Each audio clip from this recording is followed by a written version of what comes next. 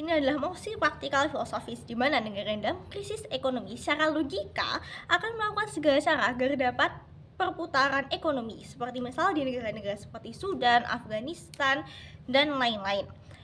Mari kita masuk ke hipotesis masalahnya.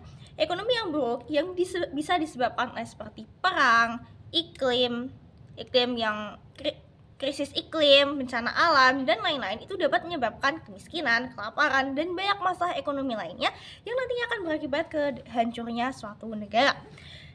Mari kita ke kegagalan mekanismenya. Sistem ekonomi yang sudah dijalankan itu tidak maksimal di Dewan Jurnal Terhormat. Kenapa? Karena misalkan banyak orang-orang yang produktif seperti usia sekolah atau usia pekerja, akan tetapi itu gugur akibat perang yang terjadi di negara tersebut. Maka harus ada anak-anak yang sehat yang menjadi satu-satunya pilihan, atau wanita-wanita yang akan menjual dirinya sendiri untuk mendapatkan uang untuk bisa bertahan hidup di Dewan Jurnal Terhormat. Dalam kondisi perang juga, misalkan kegiatan jual beli senjata ilegal itu bisa menjadi salah satu upaya untuk bertahan hidup. Urgensi dari mosi ini adalah mosi praktikal filosofis, maka kedua belah pihak harus bisa membuat mekanisme untuk menyelesaikan masalah serta mencari evaluasi kenapa masyarakat itu melakukan A, seperti itu. Mari kita breakdown mosi ini. Aktor dari mosi ini ada dua, yaitu masyarakat dan juga pemerintah. Dan konsepnya adalah ekonomi dan juga keberlangsungan dari suatu negara itu sendiri. Kontekstualisasi dunia di negara berkembang yang sedang mengalami krisis ekonomi dengan pemerintahnya yang tentu saja ingin mensejahterakan rakyatnya saat negara dalam kondisi krisis demi legitimasi politik yang tetap terjaga, salah satunya demi keberlangsungan negara tersebut. Sedangkan masyarakatnya itu sendiri itu dalam kondisi yang pasrah dan akan melakukan apa saja untuk mendapatkan uang dan juga bisa tetap hidup, seperti itu. Ekonomi dalam masa ini kita akan menerapkan kebijakan ekonomi yang bersifat radikal. Ekonomi yang radikal itu apa? Ekonomi yang radikal itu adalah ekonomi yang keras dan ekonomi yang akan melakukan apapun demi keberlangsungan ekonomi di suatu negara itu sendiri. Seperti misalkan memanfaatkan pekerja anak-anak, kegiatan senjata ilegal, perjudian, dan juga alkohol. Saya sebagai tim pemerintah mendukung mosi dalam kondisi krisis. Dewan ini akan mengizinkan negara untuk menerapkan kebijakan ekonomi yang bersifat radikal, seperti melegalkan pemanfaatan pekerja anak hingga industri seperti kegiatan jual beli senjata ilegal, perjudian, dan juga alkohol, karena negara yang krisis ekonominya itu jelas akan melakukan apapun untuk tetap bertahan.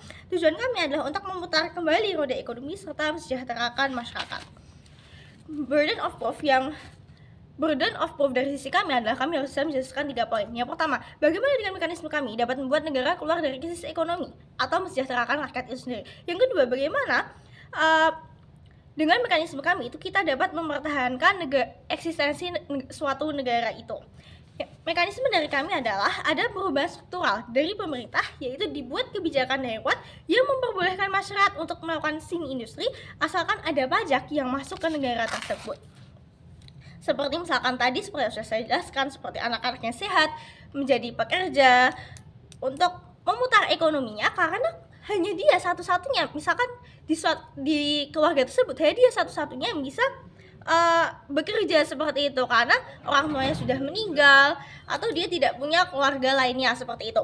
Kemudian dalam kondisi perang itu jual beli senjata ilegal juga menjadi salah satu yang bisa dilakukan, atau prostitusi, serta perjudian dan juga alkohol. Kemudian apabila sudah ada perubahan struktural, maka akan ada perubahan kultural dari masyarakat itu sendiri yang bisa memulai perubahan ini demi keberlangsungan hidup mereka sendiri. Argumen dari sisi kami yang pertama adalah ekonomi standar itu sudah tidak relevan di Dewan Jurnal Terhormat. Ekonomi standar yang saya maksud adalah jual beli, seperti misalkan jual beli bahan makanan biasa atau perekonomian biasa, itu sudah tidak relevan. Kenapa? Karena negara ini sedang krisis.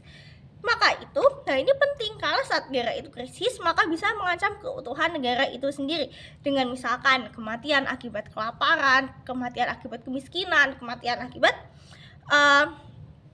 kurangnya sumber daya untuk sanitasi dan lain-lain. Di sisi kami lebih baik menggunakan ekonomi radikal agar masyarakat itu bisa bertahan hidup untuk melanjutkan hidupnya di kemudian hari di Dewan Jurnal Terhormat, daripada nantinya akan ada konflik akibat kemiskinan dan kelaparan itu sendiri.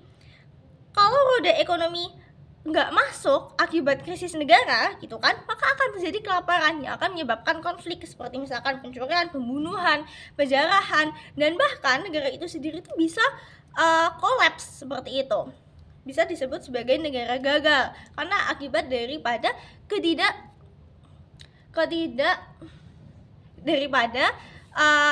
ketidakpuasan dari masyarakat terhadap pemerintahannya. Dari sisi kami, best skenario-nya adalah kami dapat memutar roda ekonomi masyarakat di suatu negara, maka negara itu bisa bertahan dari krisis. Sedangkan worst skenario-nya tentu saja adalah misalkan bisa ada penurunan moral dari masyarakat karena judi dan juga alkohol, tapi juga akan ada juga yang mengatakan bahwa mempekerjakan anak itu melanggar HAM anak-anak, tapi itu tetap lebih baik dibandingkan tempat daripada kita melihat masyarakat kita sendiri itu mati bergelimpangan karena mereka tidak bisa makan seperti itu. Di tim oposisi mereka mungkin tidak akan melakukan ekonomi radikal seperti kami, tapi di ujung tempat apa yang bisa mereka dapatkan, hal itu tidak relevan karena tentu saja di krisis ekonomi ini kita harus melakukan segala cara dan upaya agar masyarakat itu bisa terus bertahan hidup dan tidak kelaparan. Karena jika masyarakat itu kelaparan, nanti mereka akan memiliki kohesivitas sosial yang kuat untuk menyerang pemerintahannya itu sendiri.